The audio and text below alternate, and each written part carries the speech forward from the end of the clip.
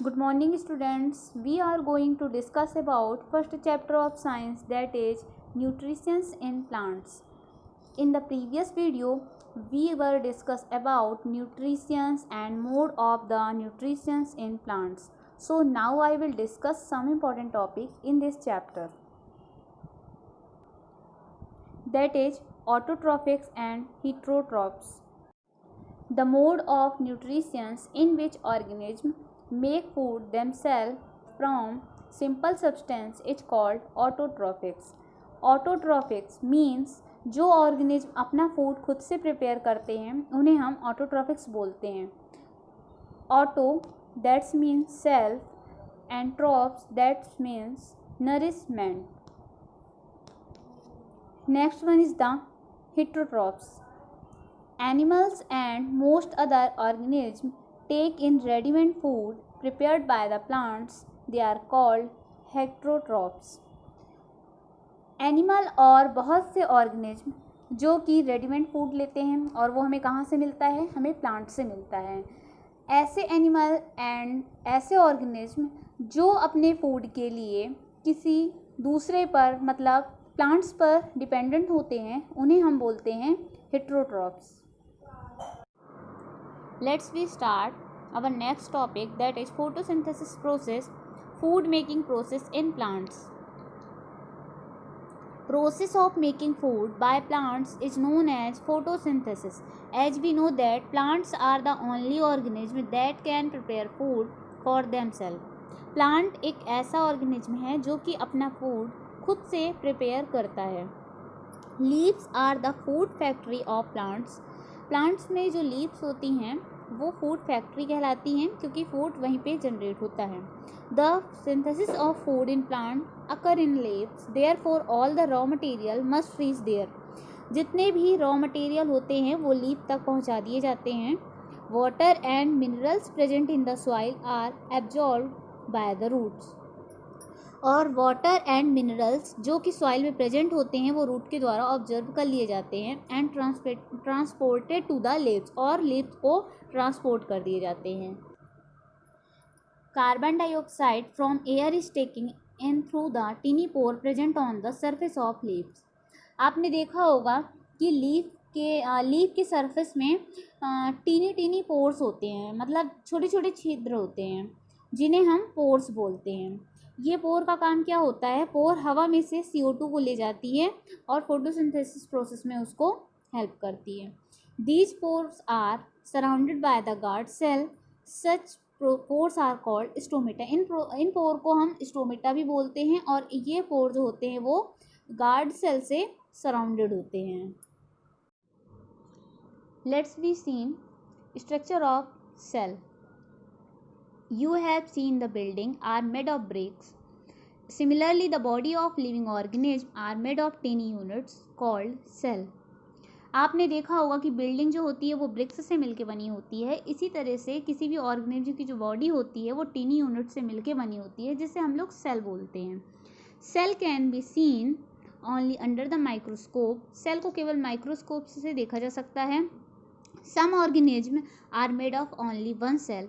कुछ organism one cell से मिलके बने होते हैं. The cell is enclosed by a thin outer boundary called a cell membrane.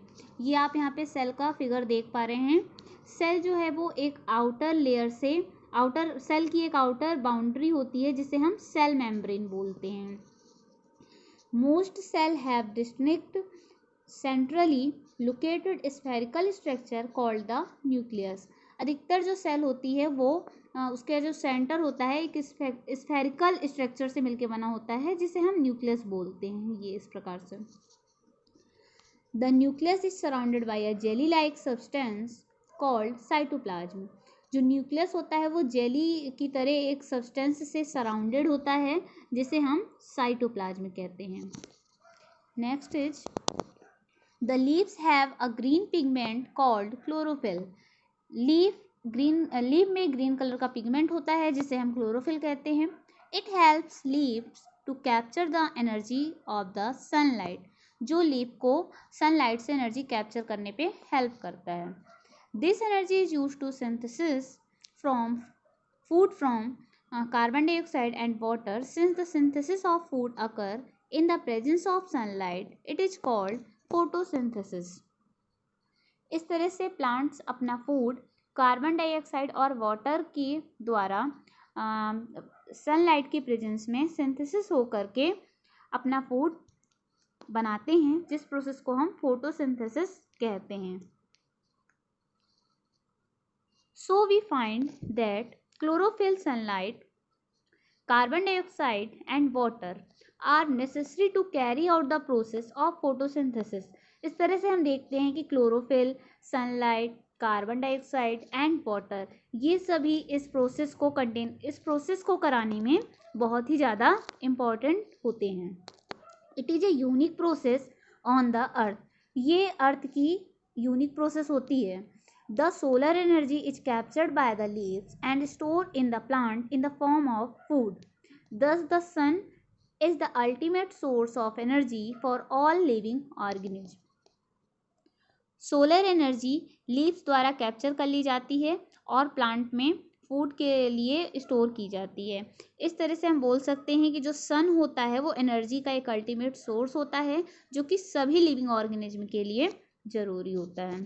Next we seen during photosynthesis, chlorophyll containing cell of leaves in the presence of sunlight use carbon dioxide and water to synthesize carbohydrate. The process can be represented as an equation. Photosynthesis process के दौरान हम देखते हैं जो chlorophyll होता है वो leaves में कंटेन होता है और सनलाइट के प्रेजेंस में कार्बन डाइऑक्साइड और वाटर आपस में रिएक्ट करके सिंथेसिस होकर के कार्बोहाइड्रेट बनाते हैं. इस प्रोसेस को हम फोटोसिंथेसिस प्रोसेस कहते हैं. यहाँ आप देख रहे हैं कि कार्बन डाइऑक्साइड और water in the presence of sunlight और ये रिएक्ट करके कार्बोहाइड्रेट प्लस ऑक्सीजन को बनाते हैं. इस पूरी प्रोसेस को हम फोटोसिंथेसिस प्रोसेस बोलते हैं. During the process oxygen is released. इस प्रोसेस में ऑक्सीजन रिलीज होती है और कार्बोहाइड्रेट जो होता है वो प्लांट्स के फूड के रूप में बनता है. The carbohydrate ultimately get converted into starch. Carbohydrate जो होता है वो स्टार्च में कन्वर्ट कर दिया जाता है. The presence of starch in leaves indicate the occurrence of photosynthesis. The starch is also as carbohydrate. और इस तरह से फूड अपना प्लांट्स अपना फूड प्रिपेयर कर लेते हैं